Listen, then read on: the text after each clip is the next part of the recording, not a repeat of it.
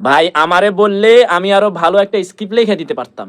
ইমাম সাহেবের জবানবন্দিকে কি পরিমাণ কাটছাট করে প্রচার করতেছে দেখেন। এর দ্বারা বোঝা যাইতেছে এখানেও কোনো পায়তারা চলতেছে। বাংলাদেশ পরিবর্তন হয়েছে কিন্তু বাংলাদেশের সিস্টেম এখনো পরিবর্তন হয় নাই। সব জায়গায় আগের লোকে আছে, আগের সিস্টেমে চলতেছে। ভিডিওটা দেখলেই বুঝতে পারবেন কি পরিমাণ কাটছাট করা হয়েছে এই ভিডিওর সাথে। আমি হাঁটতে গেছি, হাঁটতে যাওয়ার পরে আমার মাথায় আসলো যে আমি চলতে থাকি, যাই কোন দিকে যাই বলতে পারি না। এক পর্যায়ে আমি অটো পাইছি, অটোতে উঠছি, মেরের বাজার নামছি।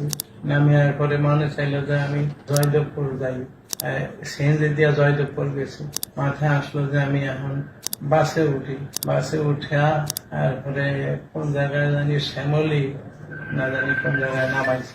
এরপরে এইখান থেকে আমি আরেকটা বাসে উঠে রাত চলে গেছি। ওইখান থেকে আমি মনে ছিল যে আমি টিকিট করি, কই যাবো, খেয়াল যে আমি পঞ্চগড় যাই।